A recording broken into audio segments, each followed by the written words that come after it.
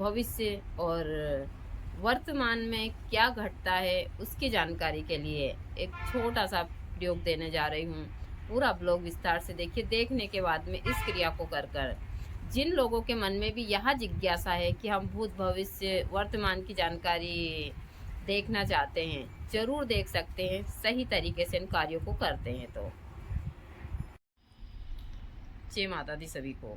हर हर महादेव। आज जो मैं जानकारी देने जा रही हूँ वह एक ऐसी वनस्पति की है जो आपकी भूतकाल में बहुत सारी ऐसी घटनाएं हैं जो घटी थे उनके बारे में आपको ज्ञात करवाती है, आपके वर्तमान के बारे में, आपके भविष्य के बारे में, और इसी आपके जीवन में बहुत सारी घटने वाली घटनाएं हैं जिनके बारे में यह आपको आगाह करती है। ऐसे तो बहुत सारी साधनाएं जैसे स्वप्न सुंदरी हुई, यदि आप सही तरीके से स्वप्न सुंदरी को सिद्ध कर लेते हैं तो यहाँ भी बहुत सारी चीज़ों में बहुत सहायक यह चीज़ें मैंने देखी है। स्वप्न सुंदरी यक्षिणी यदि सही तरीके से एक साधक को सिद्ध हो जाती है तो वह आपको हर एक आने वाले खतरे से आगाह करती है। लेकिन मैं हमेशा बोलती हूँ इन चीज़ों के बारे में कि यह चीज़ें कोई हमको इतना लाभ नहीं देती है। हमको यदि किसी चीज़ की जानकारी भी हो जाए बहुत सारी चीज़ें तो हम उसमें सावधानी रख कर इनको थोड़ा सा ठीक करने की कोशिश कर सकते हैं। लेकिन बहुत सारे लोग बोलते हैं कि माता जी हमको पर्चे बनाने वाली साधनाएं दीजिए, बहुत सारी चीज़ें हैं। तो ज़्यादातर लोग बाग इसीलिए यह साधनाएं करते हैं, जैसे कि प्रेस साधना हुई या फिर स्वप्न सुंदरी साधना हुई, करण पिचासनी हुई कि यह हमारे कान में आकर यह बोलेगी सारी चीज़ें। तो लोग हमेशा यही सोचते हैं। लेकिन देखिए मैं हमेशा बोलती हूँ आप लोगों को कि पहले का युग कुछ और था और आज का कुछ और है। आज ना तो उस हिसाब के साधक हैं ना या साधनाएं जो भी आप लोगों को लोग बाग सारी जानकारियाँ देते हैं या आधी अधूरी जानकारी देते हैं। आप सोचते हो कि हम किताब के माध्यम से या फिर ये यूट्यूब वगैरह के माध्यम से साधना में आगे बढ़ जाएं तो यहाँ आपकी जिस प्रकार एकलव्य वाली चीज़ें होगी, आधी अधूरी चीज़ें आपको प्राप्त होगी। जब तक गुरु का पूरा सानिध्य नहीं होता है, जब तक आप इन चीज़ों में सफल नहीं हो, और गुरु के साथ साथ खुद को भी इन चीज़ों को समय देना पड़ता है। और ऐसा ही नहीं, देखिए हमेशा मैं बताती हूँ कि कभी भी लालच में आकर साधनाएं सिद्ध नहीं होती है। जब आप बहुत सारी परेशानियों से घिरे हुए हैं, आपको बहुत सारा कर्ज देना है, परिवार है, बहुत सारी चीज़ें, और आप सोचते हैं हम साधना कर लें, नहीं, यह चीज़ें मैंने ज़िंदगी जी है, मुझे पता है।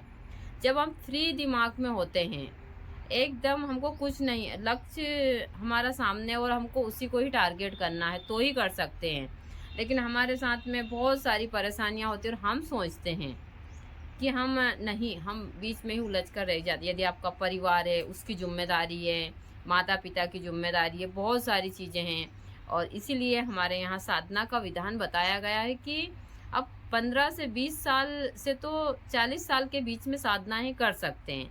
इसी में ही आपको सब कुछ प्राप्त कर सकते हैं। और यह सब जैसे नौकरी वाले बच्चे हुए, इनके लिए जो भी मतलब कार्य करने वाले इंसान हैं, वह 40 साल मतलब 15 से तो 40 साल के बीच में जो उन्होंने कर लिया वो कर लिया। उसके बाद तो सिर्फ एक जीवन उस हिसाब का ही हो जाता है। मेरी बातें लोगों को इस हिसाब से बुरी लगती है कि मैं उन लोगों को निराश नहीं, मैं सच्चाई बोलती हूँ। बहुत सारे लोग भटकते हैं, लाखों रुपए खर्चे करते हैं, किसी गुरु के आश्रम में जाते हैं, वहाँ 15 दिन रुकते हैं, वहाँ 15 दिन रुकते हैं, तो और कर्ज में होते जाते हैं। मेरे पास में ऐसे ऐसे साधक के फ़ोन आए कि माता जी हमने साधनाओं के चक्कर में 6-7 लाख रुपया कर्ज कर लिया, क्योंकि वो जहाँ जाते थे उधार लेकर 1,50,000 रुपये लेकर जाते थे और 10-15 दिन रहते थे, कुछ प्राप्त नहीं होता था। ऐसे हजारों साधकों का फ़ोन आता है। तो मैं हमेशा सभी को बोलती हूँ कि आप ऐसे भटकने की बजाय एक अच्छा गुरु का सानिध्य ढूंढिए। आप अपने ही गांव शहर के एक एकांत स्थान को ढूंढिए, जैसे जंगल वगैरह आपको आराम से मिल जाते हैं, और वहां आप बैठकर एकाग्र से साधनाएं कीजिए। आपको भटकने की कोई आवश्यकता नहीं है। कहते हैं ना कि दूर के ढोल सुहाने लगते हैं, हमारे गांव में एक कहावत होती है। और जो पास की चीज़ें होती है वह लोगों को उस हिसाब से लग जो साधा हमको आसानी से मिल जाती है।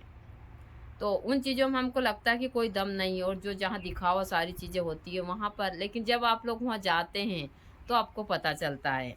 तो आज जिस वनस्पति की मैं जानकारी देने जा रही हूँ वह है अमरबेल। अमरबेल इंसान को भूत, वर्तमान और भविष्य की जानकारी दे सकती है यदि आप सही तरीके से इसको लो तो। यह चीज़ें मैं बोलती हूँ, यह आयुर्वेद में बहुत सारी चीज़ों में चमत्कारी प्रभाव दिखाती है। यह पुरुषों के लिए रामबाण का काम करती है। जिन पुरुषों को ज़्यादातर, जैसे कि उनको बहुत सारी शारीरिक कमजोरी उनके गुप्त अंग में है, तो इसको यदि आप सांडा के तेल के साथ में इसका अच्छे से तेल बनाकर मालिश करते तो उसमें काफ़ी फ़ायदा होता है। लेकिन इसका मतलब ये नहीं कि मैं जो जानकारी देती हूँ तो आप लोग गलत टिप्पणी प्लीज़ मत कीजिए कोई भी। मैं सभी को हमेशा बोलती हूँ, मेरा काम है आप लोगों को जानकारी देना। यह महिलाओं के लिए, महिला भी अपने गुप्त अंग के ऊपर इसकी सांडा के तेल के साथ इसको अच्छे से उबाल कर और पका कर फिर उस तेल का इस्तेमाल करती हैं। तो उनके चाहे स्तन हो या फिर उनकी इंद्री हो, पुरुष की या महिला की, उस पर मालिश करती तो थोड़े ही दिन में वह कठोर हो जाती है। तो यहाँ पुरुषों के लिए बहुत लाभकारी, इसका जूस भी पिया जाता है। ठंडाई के लिए भी इसका जूस दिया जाता है। जिनको बीपी की शिकायत होती है और बहुत घबराहट होती है, उसके लिए इसका प्रतिदिन 1 चम्मच जूस पीते हैं तो इसमें काफ़ी फ़ायदा होता है। इसको गाय के दूध के साथ में जिनको शारीरिक कमजोरी होती है उनको भी दिए, मतलब यह काफ़ी ताकतवर है। लेकिन इसकी एक खासियत है कि यह दूसरे के ऊपर ही जीवित है। यदि आप इसको 1 साल तक ऐसे पत्थर पर डाल दोगे और फिर उसके बाद में आप किसी पेड़ के ऊपर इसको डालोगे, चाहे बबूल का पेड़ हो, आम का हो, किसी का भी हो, यह 1 साल के बाद में जीवित हो जाएगी। तो इसका नाम ही है अमरबेल। इसको धन प्राप्ति के लिए भी लिया जाता है, जैसे रवि पुष्प हुआ, गुरु पुष्प नक्षत्र हुआ, इनमें लिया जाता है। दूसरा, मैं हमेशा बोलती हूँ कि यदि आपको जिस वनस्पति को जिस नक्षत्र में लेना है, जैसे कि आपको सर्वकारी सिद्धि के लिए लेना है तो गुरु पुष्प नक्षत्र का चुनाव कीजिए। और यदि आपको जैसे धन प्राप्ति के लिए लेना है या फिर और अन्य दूसरे कार्यों के लिए लेना है तो आप इसको रवि पुष्प का सारी चीज़ें कीजिए। तो मैं हमेशा आप लोगों को इनकी जानकारी, शनिवार के दिन आप ले सकते हैं इसको। जब शनिवार के दिन भरणी नक्षत्र हो तो उस दिन भी ले सकते हैं। मैं आप लोगों को आज एक मंत्र भी दूंगी, हर एक वनस्पति का मंत्र है यहाँ।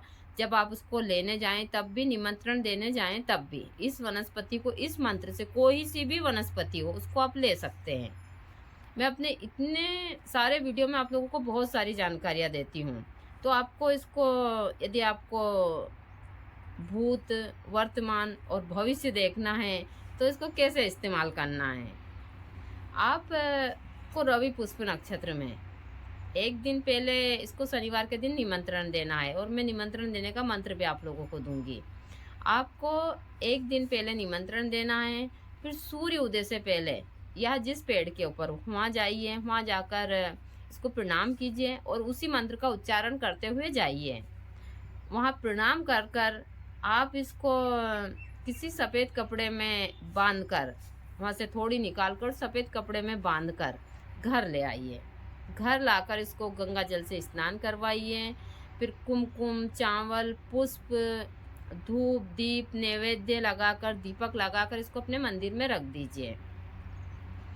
फिर इसको कम से कम, ज़्यादा नहीं तो 11 दिन तक, मैं मंत्र दूंगी अभी, माँ चामुंडा का उस मंत्र से अभिमंत्रित कर लीजिए।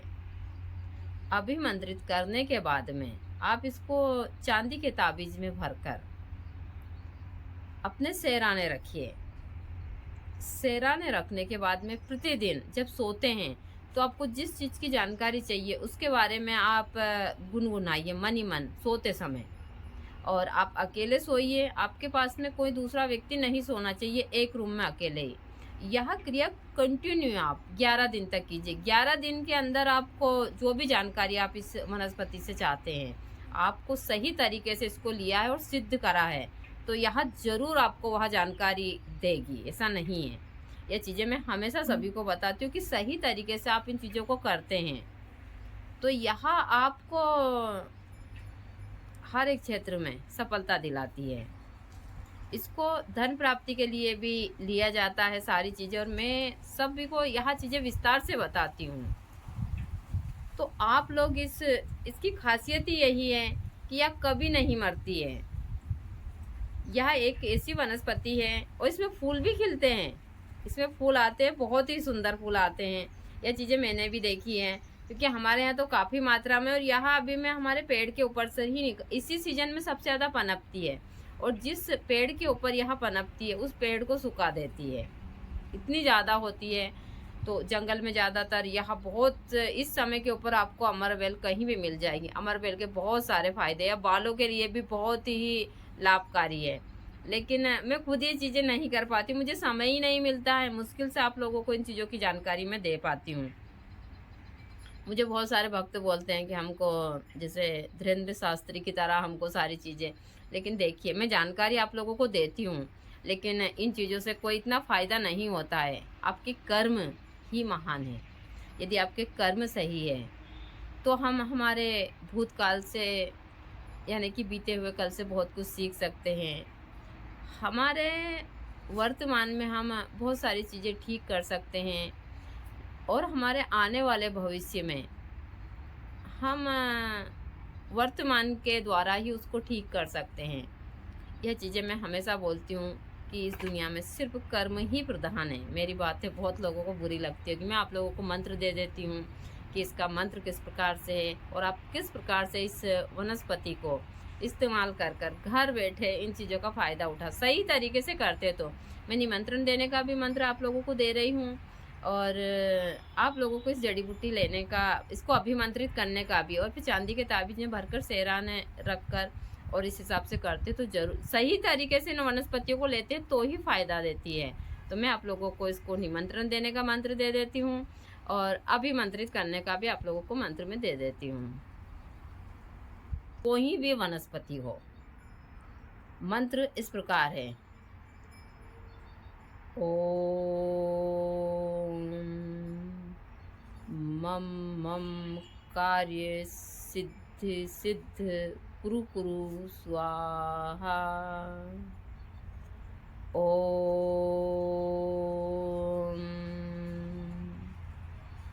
मम मम कार्य सिद्ध सिद्ध कुरु कुरु स्वाहा। ओम मम मम कार्य सिद्ध सिद्ध कुरु कुरु नमः। यदि आप हवन करते हैं तो नमः बोलिए, और यदि आप ऐसे ही जाप करते जाते हैं तो नमः बोलिए। यहाँ हर एक वनस्पति को निमंत्रण देने का मंत्र है, तो इसको जरूर कर देखिए। अब मैं आप लोगों को इस वनस्पति को अभिमंत्रित करने का मंत्र दे देती हूँ। मंत्र इस प्रकार है। ओम ऐं ह्रीं क्लीं चामुंडाय विच्यै नमः। ओम ऐं ह्रीं क्लीं चामुंडाय विच्यै नमः। आप इस मंत्र को भी हर एक वनस्पति लेने के लिए इस्तेमाल कर सकते हैं। आप यदि जाप कर रहे हैं तो नमः कीजिए, और यदि आप हवन कर रहे हैं तो स्वाहा कीजिए। यह चीज़ें गुरु ही बता सकता है। चीज़ें मैं हमेशा आप लोगों को बताती हूँ कि यदि आप गुरु के सानिध्य में रहकर